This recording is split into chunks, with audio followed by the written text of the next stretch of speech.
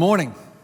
It's great to see everyone here and be gathered together. And I know last week, it's always surreal. Last Sunday night, we had our night of worship, and we were able to all be together from Leland, Newbern, and Wilmington. It was a great night. It's just always kind of a humble reminder of how God is using us just around this region in these kind of pockets of places where something is happening, something we're trying to be a faithful steward of what God is doing in these areas. Now He's used that to ripple out, as you heard here, and other campuses literally around the world. And it's just always just surreal to stop and to consider just how faithful God is, and how His intention for our church. And so, just a humble reminder today. We've been talking about since the beginning of fall.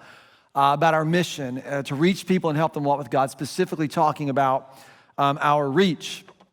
And we're not talking about our church getting bigger, but rather we're talking about what it looks like for our church to really the identity of our church, who we are becoming, and this idea of how we connect one another. We've been talking about this as a cultural. This is not just about our strategies, it's about who we are as a people, as us. And so we've spent the last month and a half talking about connection and care and then goodness. And the connection is that we would exchange life with one another as we learn to trust enough. And so this first emphasis is on, can we trust enough in order to belong, to live safely within the care of others, of a community or of other people. And today we're going to talk about a little bit more, extend that about what it would be like if we could be brave enough to experience this and what will be required of us. And I have tried to be careful and to not do this, but this morning I'm going to do it, okay?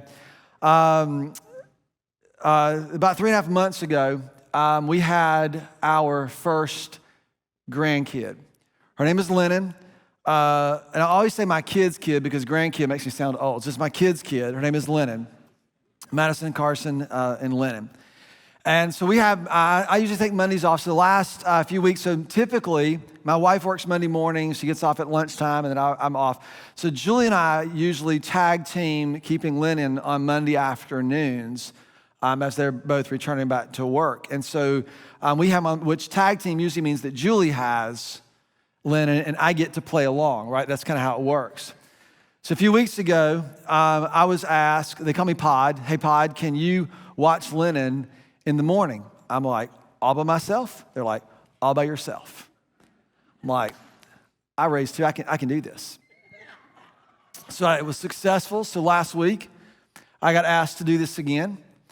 And when they were coming over to the house, they bring her over, it was toward the morning, she was about ready for her first nap. And the schedule's very important. So I try to be really accommodating. I don't want to be that guy. And so they bring her over, and I pick her up, and she's about nap time, so she's about half asleep. Her eyes are starting to close. I'm just going to scoop her up, put her in her swing, let her take her first nap. We're going to be good as gold. And as soon as I picked her up, I said, hey, kiddo, this is what I saw. Dude, she was ready. This is Lennon. She was ready. So we got out of her seat and we decided to play. And this is just a few minutes later. We got all the toys out and we were on the floor and we were having ourselves a big old time. And it's so crazy because I'm not a baby person. Like I had two kids, but when you're like a new day, you're like, oh my gosh. And this has been so different. And people say like, oh, you want to just, grandkids are great because you can take them, spoil them, and send them back. I'm like, no, they're great because you can take them. And I think I want to run away with her. So we've been having a ball. But it's so crazy. And I think you're when you're young and you have these little kids, you're just like panicked all the time. When you get older, it's like, okay, this is all going to be cool.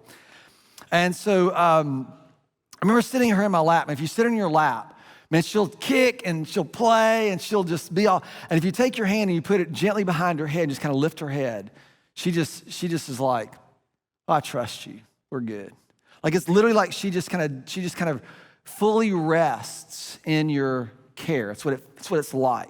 So I'm sitting here thinking about this, and I'm going, this is kind of what we need to learn to do as humans, as adults, to learn to rest, to trust enough to rest in the care of another person.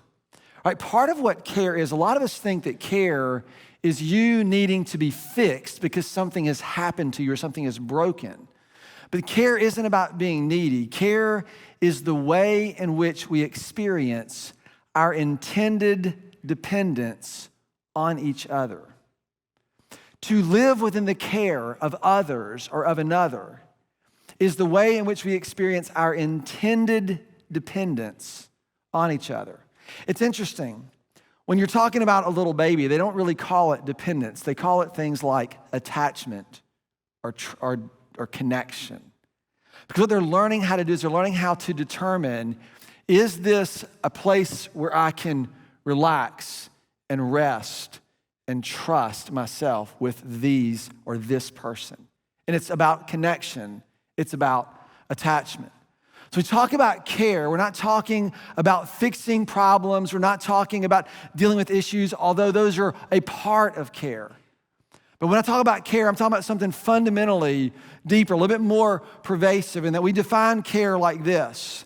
The care is cultivating space where we can avail ourselves to one another, right? To belong, to show up.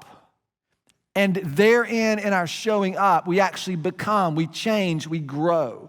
We spent time talking about this, that we need other people to hurt in their guts until Christ is formed in us, until we become the kind of people we've been called to be. We're talking about this radical assumption that I'm making. A lot of us, we've grown up, we talked about this last week in depth, but a lot of us, we think that we've got to sit outside, sit over here, we've got to get ourselves together.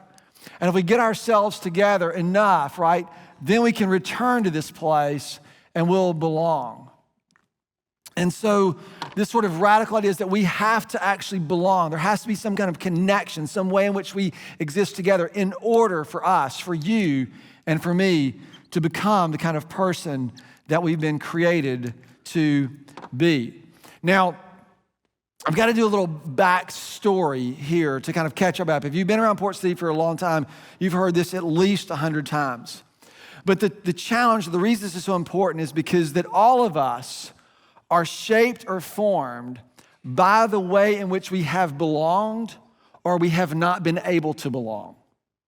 All of us have been shaped. You learn that if you perform well, if you look good, if you're cool enough, if you do this enough, if you offer something to other people, if you, whatever it is, you learn that if I do these things, then I'll belong. These all shape us. Or the places where you were rejected, or the places where you were left out, or the places where people didn't see you, all those shaped you as well. And this is the process that happens universally for all people in how you get to be the way that you are. And we use these three simple words. If you've been here long enough, you will probably recognize this. The first one we talk about is an encounter. Remember this?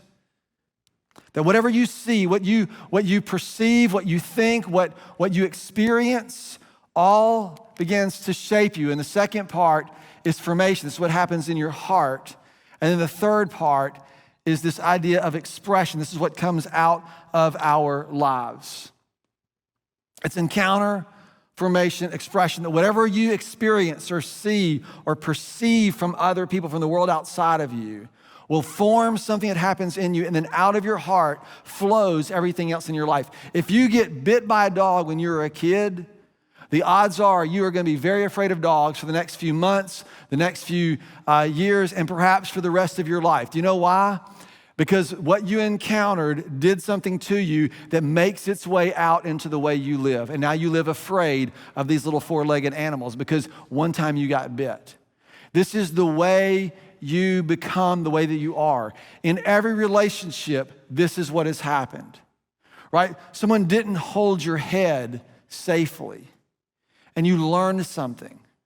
You learn that you can't trust another person, and something happens in your heart, and then it makes its way out into the way you experience the world around you, the way you live in the world around you, the way you engage with the world around you.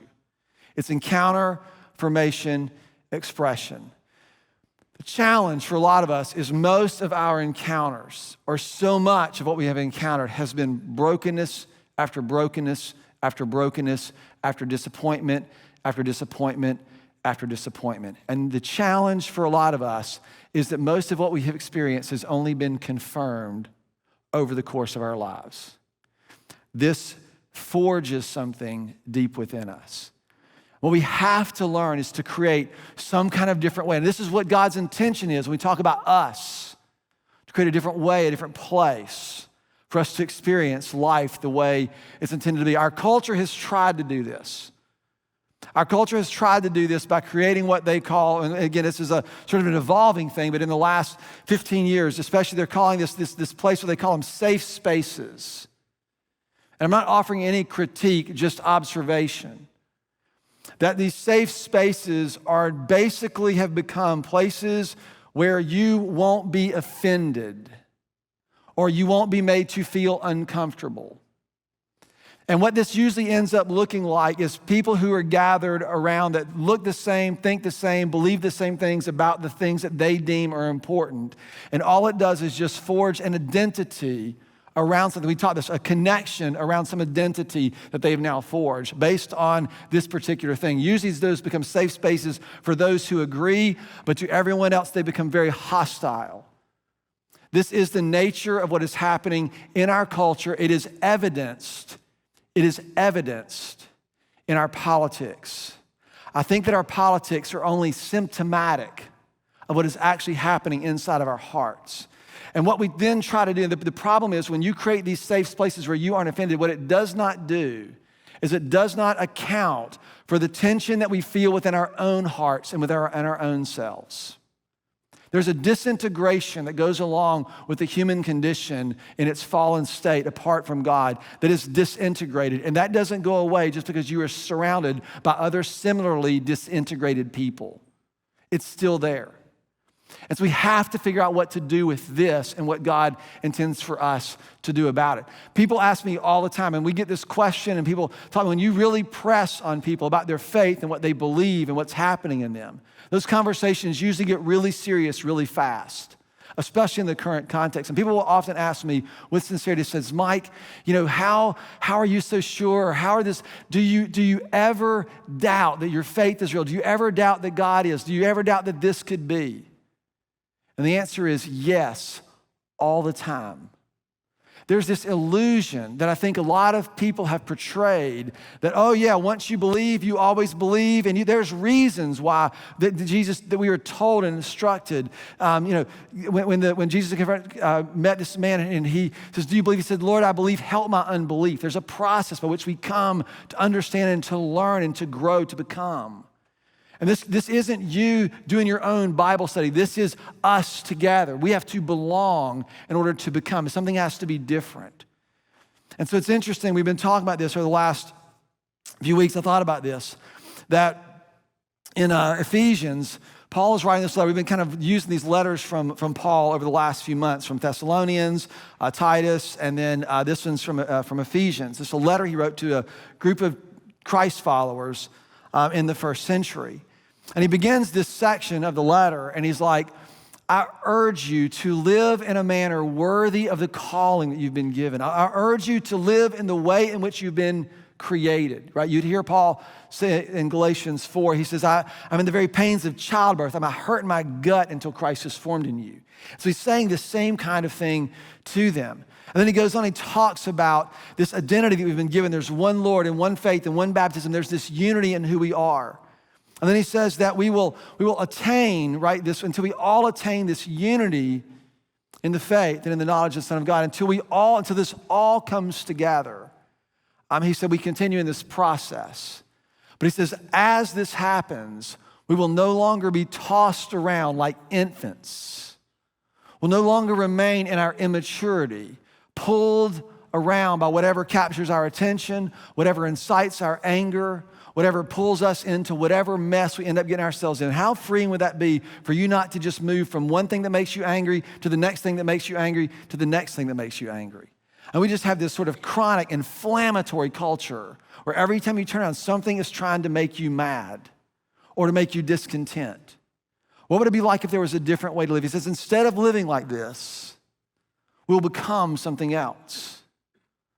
It's interesting. I'll just give you a real quick. When I think about maturity, this is about, this is a little bit more complex now, but the basic way I think about this, because I'm a simple guy, is when I used to think about what does spiritual maturity look like? What does it look like for me to grow and to become a more mature follower of Jesus, more mature in my faith? And there were three things. It was stability, gratitude, generosity.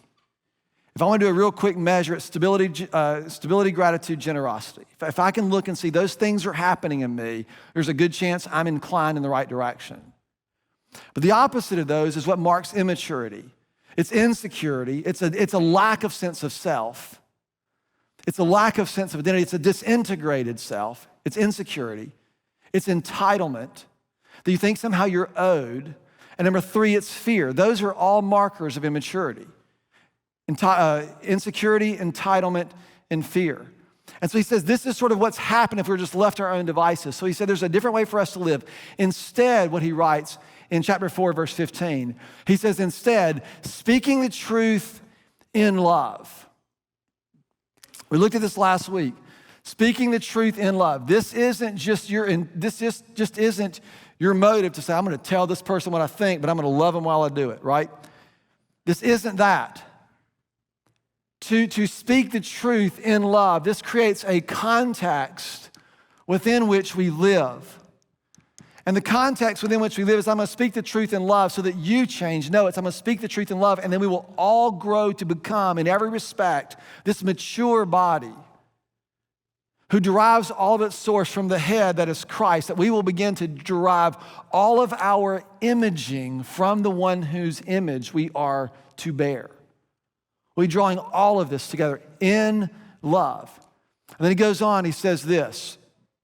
I keep reading in verse 16. From him, the whole body is joined and held together by every supporting ligament as it grows and it builds itself up. That there's something that has to happen in between these places. As it builds itself up, as each part takes responsibility for its part. As you take responsibility for your part. A lot of us have grown up in the church hearing this idea that, each part does its work means that you serve in Grow Zone and you serve in the parking lot. Should you serve in Grow Zone in the parking lot? Yes, you should. You absolutely should. But it is much deeper than that. It isn't just about you signing up and showing up for a role. It is about you doing your part, you being what he is asking of us. He's not trying to get us to function and strategically run a program. He is concerned that we live a manner worthy of the image that we have been given. That's what this is about. So he's pulling us into this place where we learn how to speak in love. And what is it that we're speaking to each other? Speak what? Speak the truth in this relational context where there is love. We learned this last week. This is really insightful, and it's important for us to get a handle on. But Robert Stollerow observes this about suffering and trauma. He says that suffering isn't what causes trauma. Experiencing suffering alone is. Experiencing suffering outside of some place. He says that trauma is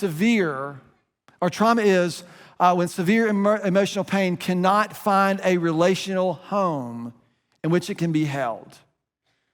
And when that happens, your only choice is to hold it yourself. When you hold that yourself, you know what it produces. It's shame, it's all the other things that go along that continue to erode and disintegrate who we are as human beings. And then what shame does and the evilness of it is it reduces the expectation that you'll ever find grace in any of these relationships. And this is how some of us live. We're just always skeptical and hesitant and afraid. And what you need sometimes is someone to speak the truth in love to you. This doesn't mean that they're telling you what's wrong with you. Sometimes the truth they need to tell you who you actually are, who you really are, because it's been a long time since you've considered it or since you've believed it. Last week we talked about this idea, right? That these four things number one is you got to see God's image in someone else in order for us to care. You got to see God's image. Number two is you have to remove distance. You have to do whatever you have to do. This is where forgiveness comes in. Forgiveness removes distance. The gospel removes distance. Number three is you got to listen without fixing. Remember this from last week? You can't try to fix everybody that is around you. You have to listen without trying to fix. Number four is you have to offer courage. What all of this is about, when we talk about this, we're cultivating space for someone to believe. for someone to believe, for them to find a relational home in which that thing that they think keeps them separated and worthless, that thing finds a safe place to be held. Safe places are not defined by whether or not you'll be defended. Safe places are places where you will be loved. And let me assure you, if you learn to live in these relationships long enough, there will be times when you are offended. There will be times when there is discomfort. All of this is required in order for us to become, because we are forming as we are being formed. All this is happening all at the same time. One of the biggest obstacles at some level is to believe. There was a study done maybe a decade ago about some of the most successful people in the world in all different disciplines and enterprises, just the most successful people. They just kind of did a big survey to try to find what the common practices were, what was sort of common personality. Was it they were geniuses, whether they were hard workers, whether they were nocturnal, what was it? They began to, as they study this, they realized there's only one thing that every person had in common. That was that every person who had achieved a high level of success in whatever it was that they were doing, that person actually believed that what they were doing could be done. It was their willingness to believe. When it comes to this is what we're talking about. We are going to be formed by the people that we become. But in order for you to be formed, right, by belonging, it's going to require you to believe. You're going to have to offer and bring something to this. Care is not primarily about fixing your problems or dealing with your issues. Those are all a part of it.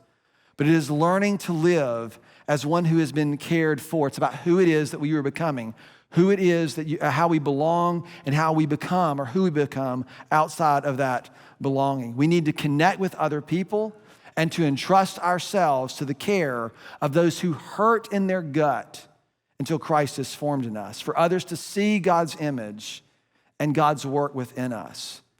But you have to believe. You have to learn to believe. If you don't believe that someone else cares, nothing that they do is going to feel like care. You know this is true. We have to believe. So believe what? Believe what?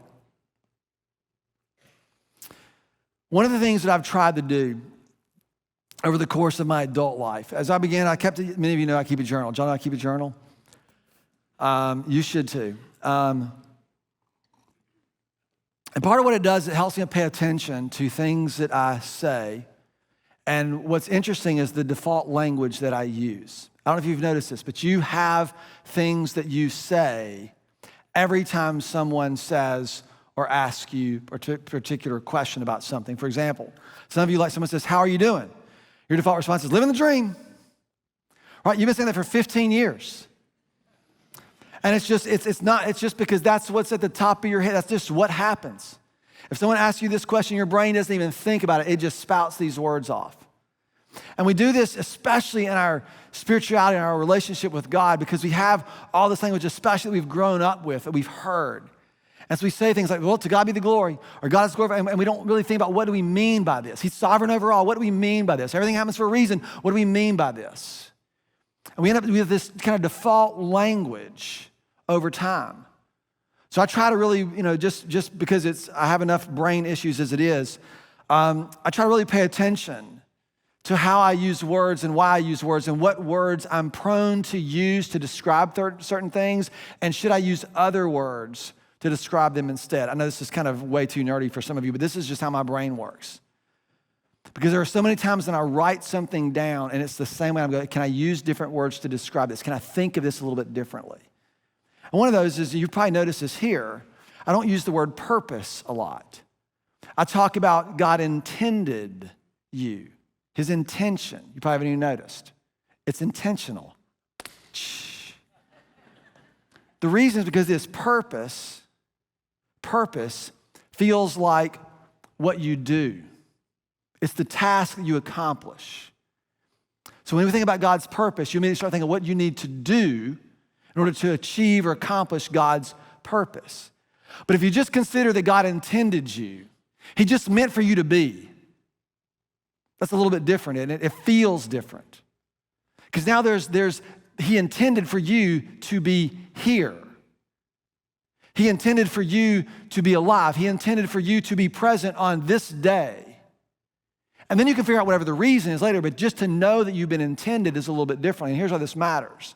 Ephesians 2 talks about our identity. There's a verse that a lot of us are familiar with. And this is what I'm asking you to believe. Ephesians chapter 2, verse 8 and 9. For it is by grace that you have been saved through faith. This is not of yourselves. It is a gift from God. And most of us have heard this verse. Leave it up there for just a second.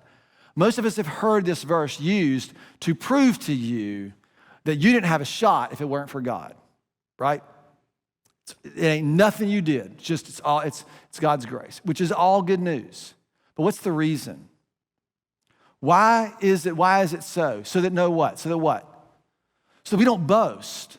So we don't go back to putting stock in ourselves according to what we have done. And he continues on and he says this.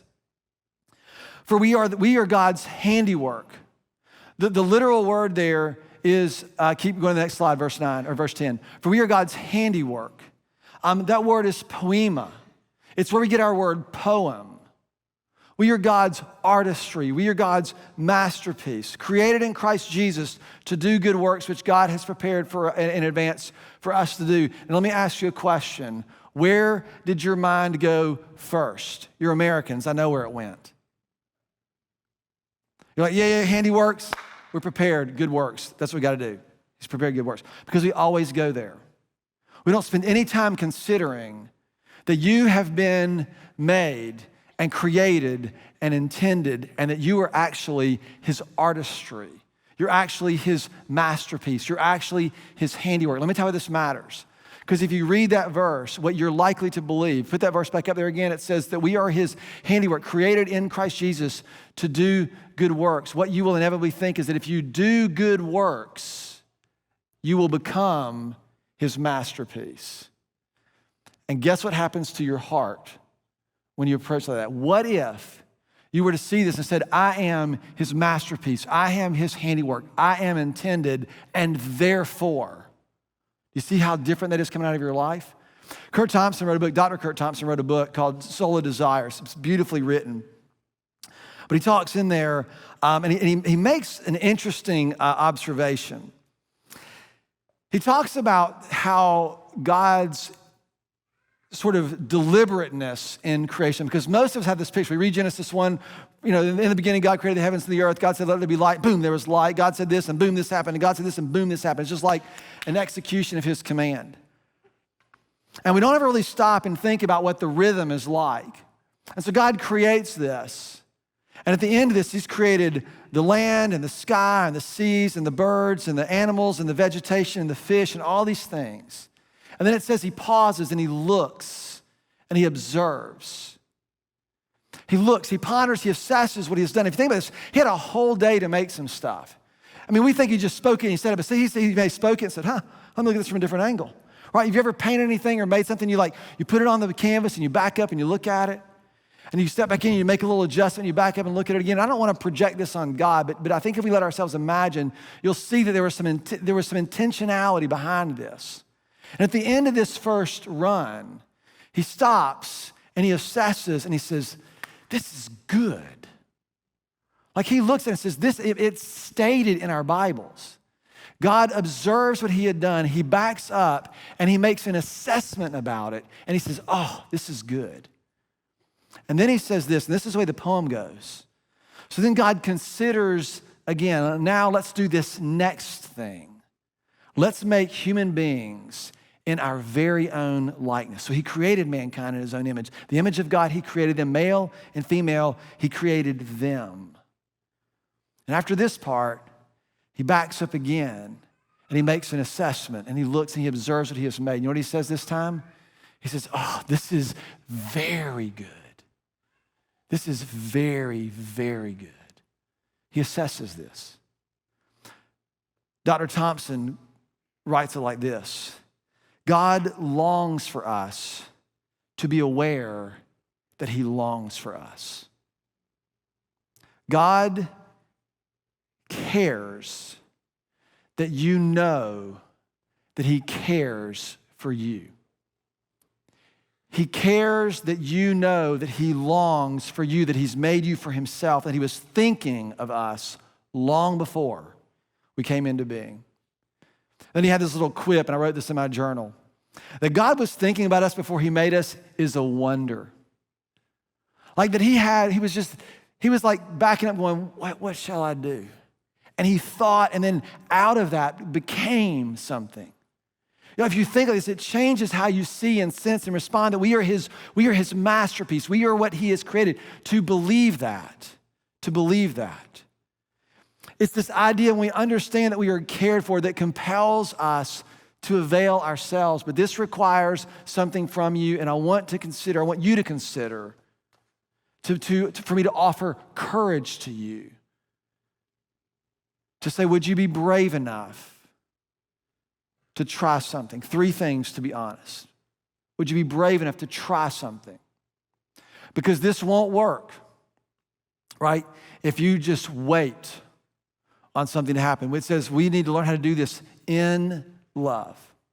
So thing number one, to be brave enough to be honest with yourself. Sounds so easy and so like assumed. But I don't know about you, I can tell myself some pretty wicked lies. Anybody else? I can think some pretty good stuff. In fact, I've found I can justify almost any behavior that I can talk myself into. You ever found that? Anything. You know why addiction's so powerful? Because I can stop anytime I want.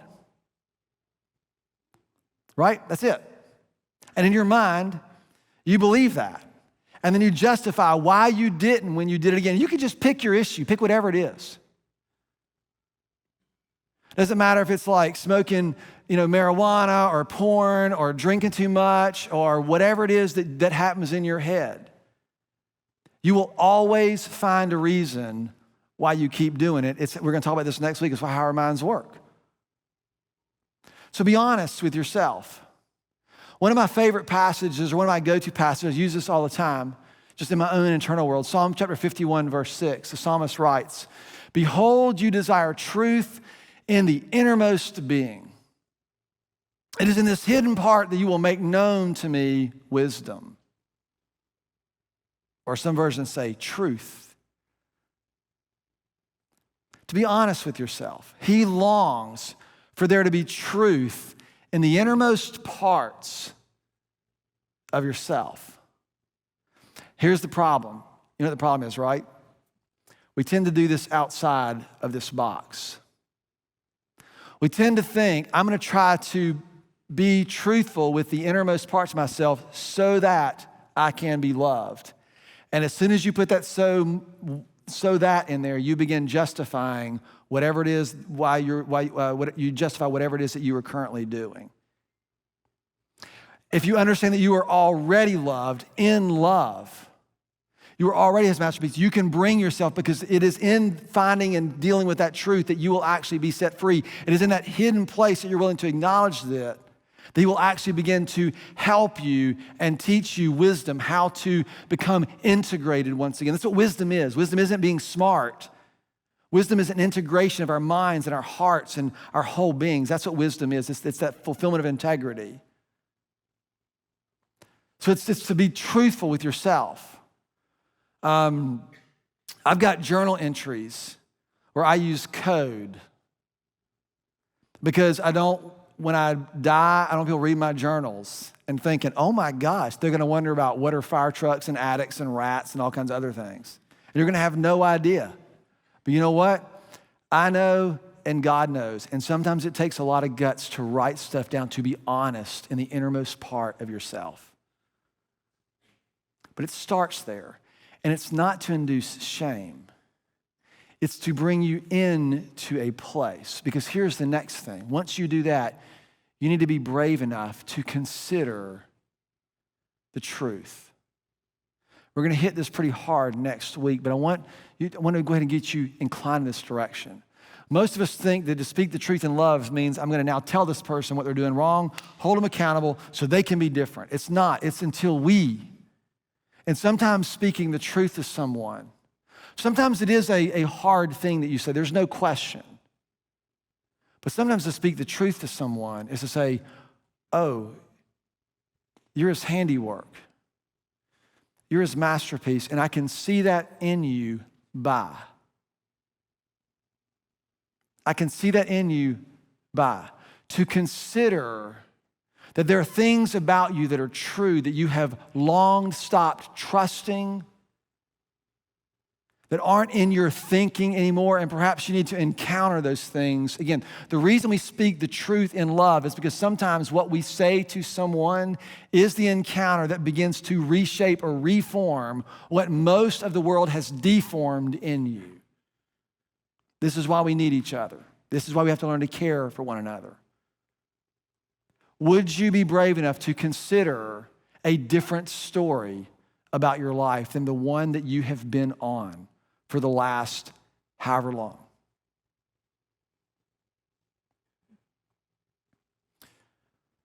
And number 3,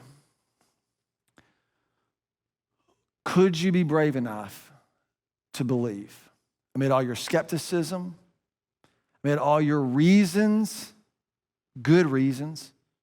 Some of you have been burned by relationship after relationship. Some of you have been burned by the church. Carson did a message this past Tuesday on church hurt. We get it. But would you be brave enough to believe, to trust again, that God is great, that God is good, that God is near, that God enters into our suffering, that God is faithful, that God is redemptive, that God has intended you?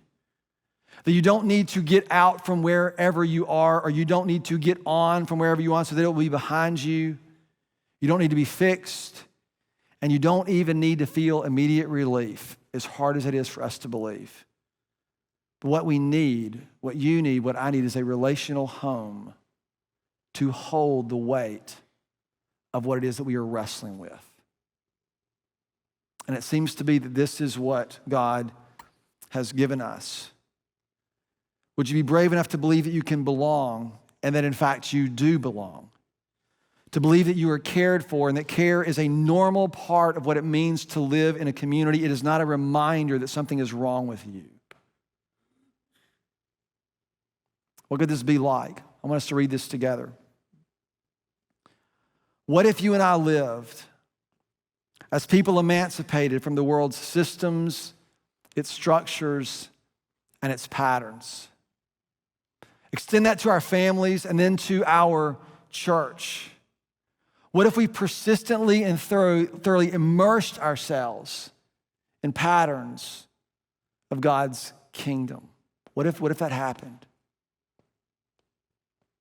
What difference would it make in our own lives if we were convinced that death has been defeated, that we are perfectly known and perfectly loved, that we are forgiven, that we belong, and that we no longer need to be concerned about our status in the world's opinion?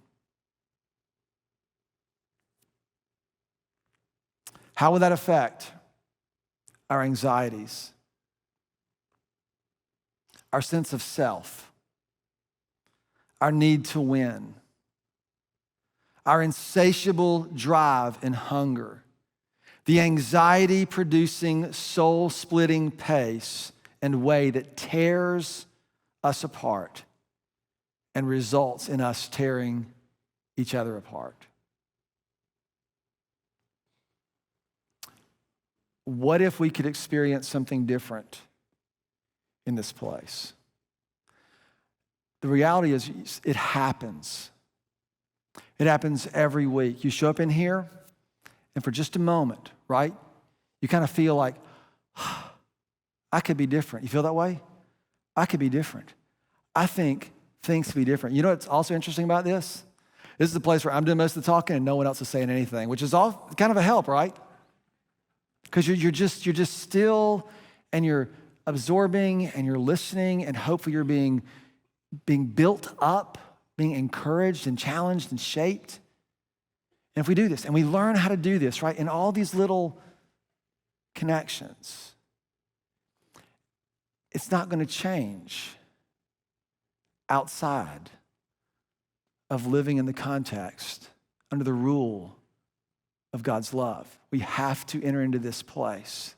This is why the gospel matters. It is your forgiveness and my forgiveness that has reconciled us to the way of life under the rule of God's love. It is in this place where you have been intended to belong, and out of that belonging for you to become, would you be brave enough to be honest with yourself? Would you be brave enough to consider that you've been fearfully and wonderfully made, intended, a masterpiece? To see that and to believe that and to trust that. Would you be brave enough to believe things that God has made available to you that you perhaps have given up on? So that you can find, right, the thing that he's looking for in your belonging that you would become. And when I become and you become, that's who we become. Father, would you meet us in this moment? You have made a way. You have helped us. You've sent us a helper. Your Holy Spirit is our helper. God, would you grant us wisdom and perspective to see his work in the lives of the people around us, the people that we love? Would you allow us to hurt in our gut until your image is born in the life of another? Father, I ask that as we consider what is required of us, that you would make us a place, Father, we can belong and experience that belonging. And out of that, Father, we would be formed into the very image in which you have intended for us to be, that we would live in a manner worthy of the call that you've given to us. Father, it's not our effort, but we have been born again and reintroduced to a new way under a new rule. Lord, we'll be reminded of that, and we'll be remind one another of that. And I ask you to do that according to what you intend, your promise given. And I ask this in the name of your Son, Jesus, who is our King. Amen.